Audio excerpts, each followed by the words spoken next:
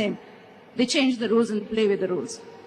How can we as Muslims, as peace-loving Muslims, draw the attention of the world to this thing which is happening? Like, for example, let me give you something.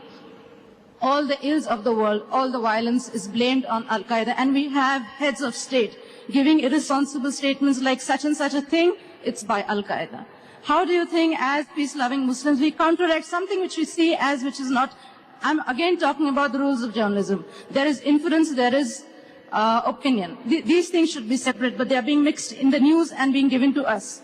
They are being dished out on a platter to for the world exactly to believe what they believe, and that Islam is a terrorist religion. Do we have some certain hadith, or do we have some guidelines to show us the road and to show us the path as to what to do now? Asked a very good question. She's in the field of journalism, and she said that previously Osama bin Laden, when he fought with Russia, he was a hero, and Osama bin Laden was created by the Americans. And later on, when he goes against the Americans, he is called as a terrorist. And as she rightly said, in the rules of journalism, they have to report objectively. And they should not give the opinion. The inference is supposed to be made by the readers, not by the journalist. This is a rule, but rules are made to be broken. In America, freedom of speech, freedom of speech. According to me, the least freedom of speech is in America.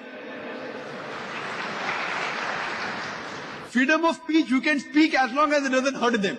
If you don't speak against me, you can speak what you want. But if you speak against my interest, then maybe the CIA will catch you. So according to me, it's only a big fast. It's a hogwash. Freedom of speech. Regarding a question, how should we respond? Regarding Osama bin Laden, is there any hadith, etc.? And I was asked this question in Australia a couple of years back. Consul General of USA to Perth asked me the first question. I gave a talk on terrorism and jihad. He asked me, Brother Zakir, do you agree Osama bin Laden is a terrorist? He asked me. First question. So I told to the Consul General, as far as Osama bin Laden is concerned, I haven't met him. I don't know him. I'm neither his friend, neither am I his enemy. I don't know. I cannot base my judgment on what I see on the news channels, on BBC, CNN. Allah says in the Quran in Surah Hujurat, chapter number 49, verse number 6, that whenever you get information, check it up before you pass it on to the third person. So what they show on the media, on CNN and BBC, I cannot base my judgment on what I see on CNN and BBC because I know it is manipulated. Unless it's confirmed what they show is the truth. And when Yuan Redley, when she came from Afghanistan, she was asked, what is the opinion about Al-Qaeda? You know what she said? I doubt whether Al-Qaeda exists.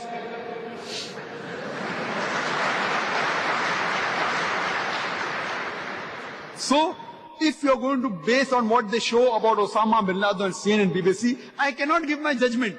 Allahu Alam, what is he? But CNN, which is controlled by America, I come to know from there that they have killed thousands of Afghanis. They have attacked Iraq from their very channel. If the person owns the channel, what he shows, and is proud of it, it's confirmed what they have done is there. So if you ask me, who is terrorist number one, according to me it is George Bush.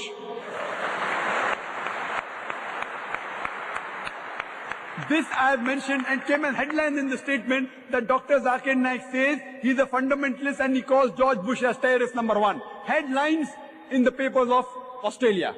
Do you know there was a survey done recently? Recently there was a survey done in the University of Chicago. They did a survey and they gave names of three people. Three people. Number one, Osama bin Laden. Number two, Saddam Hussein. Number three, George Bush. And they did a survey in different countries, different cities, different states. That who do you consider, among Muslims and non-Muslims together, even non-Muslims, who do you consider terrorist number one? The answer was the same. The answer was common, it was George Bush. The lowest percentage was 74%. 74% of the people said George Bush was number one, and the highest was 78% said that George Bush, according to them, was terrorist number one. Not me. Fine. Maybe I was one of the few people who was vocal. People normally get scared to speak. Regarding the hadith, Our beloved Prophet Muhammad sallallahu alaihi wasallam said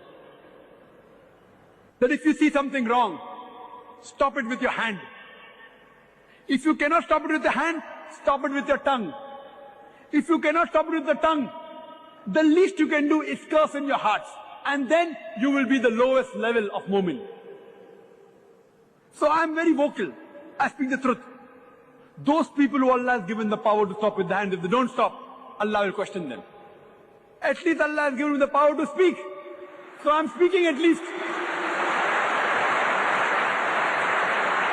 I have said the same thing in UK, in front of the chief of the police, in front of the mayor. I said in USA, I said in Australia, I said in Malaysia. But I say it with hikmah. With hikmah. With hikmah I say it. So if Allah has given the power to speak, if I try and say, oh I don't, Allah will take away this power. Allah will take away the power of mine to speak. The least you can do is curse in your heart.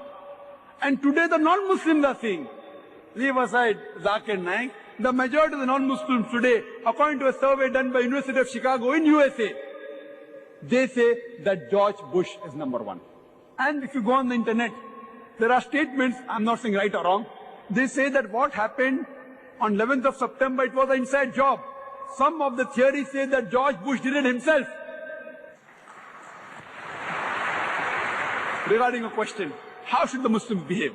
See what happened after 7th of July in London. There was a bomb blast. All the most of the Muslim scholars in USA, they got together and they condemned it. In UK, they did the same. I wouldn't like to name them, I know many of them. They condemned what happened on 11th September in New York. It's haram, it is wrong, we condemn it. What happened on 7th of July in London, more than 50 people died. On 11th September, more than 3,000 people died, we condemn it. Full stop. See what they said is right, I don't disagree. Quran clearly says in Surah Maida, chapter number 5, verse number 32, if anyone kills any other human being, unless it be for murder or for creating mischief in the land, it is as though he has killed the whole of humanity. I also too condemn. If more than 3,000 innocent people have died in the World Trade Center on the 11th of September, it has to be condemned. If more than 50 innocent people died in London, it has to be condemned. But don't put a full stop. I also condemn that thousands of people that have died in Afghanistan have to be condemned. The thousands of people that died in Iraq have to be condemned. The thousands of people that have been butchered in Bosnia have to be condemned. The people that have been killed in the land of Palestine have to be condemned. Why are we afraid? But when I ask the American, he tells me, no, you know, America is different. If we speak too much, we'll have problem. I said, why? America is the country of freedom of speech. What are you afraid of? I speak in India. People who know Bombay, the situation of Bombay is very bad. At least in America and London, you can speak and get through. You know, people say that, Zakir, don't you get death threats? This is part and parcel of my profession. It's part and parcel of my profession. Didn't the prophets get death threats? We are following in the footsteps of the prophet. Allah subhanahu wa ta'ala is there to protect us. But speak the truth, but speak with hikmah. So if we have to speak, if we condemn killing innocent people is wrong. We agree that what happened when more than 3,000 people on 11th September was killed is wrong. We condemn what happened in London is wrong. But we also condemn the other atrocities done. When a person straps a bomb and blows himself up and kills 20, 30 innocent people, he is called as a terrorist. But